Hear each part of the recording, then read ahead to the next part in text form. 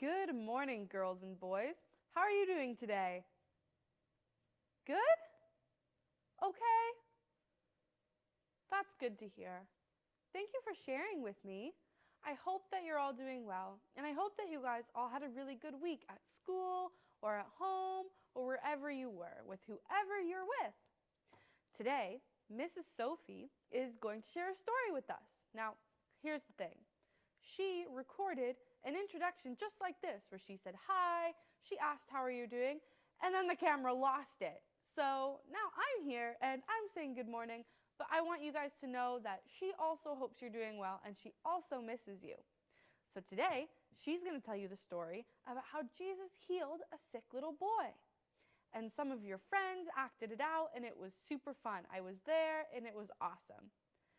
And throughout the video, Mrs. Sophie is going to ask some questions like, how do you think you would feel? And things like that. And parents, also if you're watching, I would encourage you guys to really think about these questions. And you can even pause the video if you have to and you want to think about them. So anyway, now that we've said good morning and we've shared how we are, I'm going to send you over to Mrs. Sophie and the video. Thanks for joining in, guys. In a town near the place where Jesus was visiting, there lived a very busy man. The man worked for the ruler of the land. He was in charge of many things, and people thought he was very important. He also was a father, and he lived in a house with his family. He had a son whom he loved very much. His son had always been healthy and full of energy and running and jumping and climbing trees and playing with his friends. Boys and girls, the boy was about your age. I wonder what kind of things he might have liked to do. It made the man happy to see his son having so much fun. But one ordinary day, as the family sat down to eat breakfast, the father could tell something was very wrong. His son didn't want to eat anything. He didn't want to play with his friends. He didn't even want to get dressed. He just laid there in his bed, looking at his parents with tired eyes. When they felt his hot, pale face, they knew right away that he was very, very sick. Nothing they did helped him to feel any better. By lunchtime, he could hardly speak, and no smile came to his face when his parents sat beside him and held his hand. They were very worried. His dad had never felt so worried in his life. Boys and girls, I wonder if you've ever been worried about someone you love who was very sick.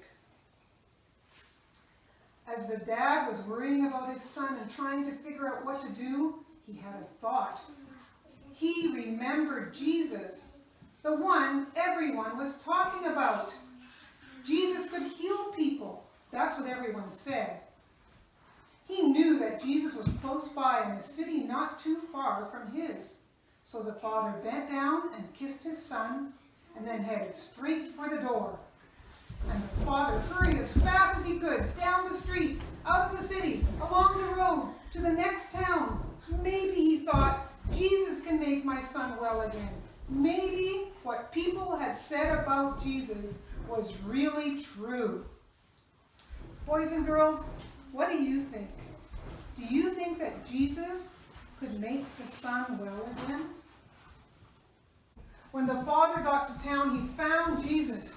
He was almost out of breath.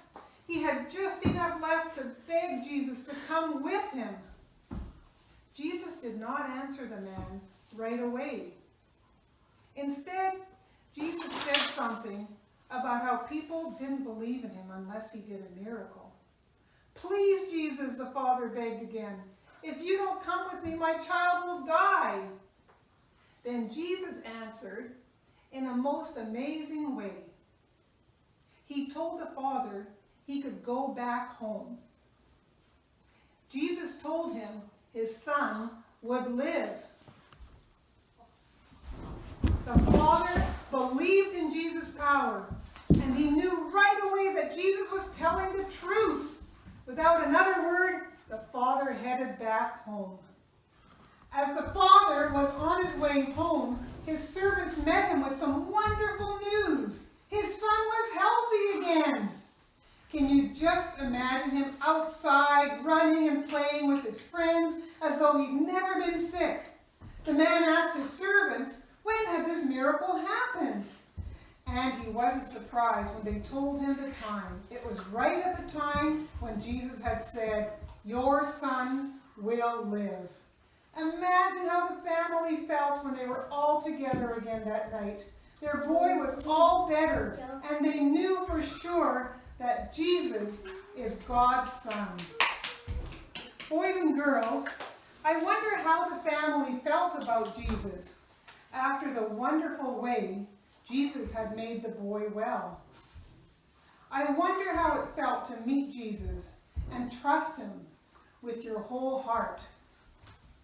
Boys and girls, I wonder how you feel about Jesus.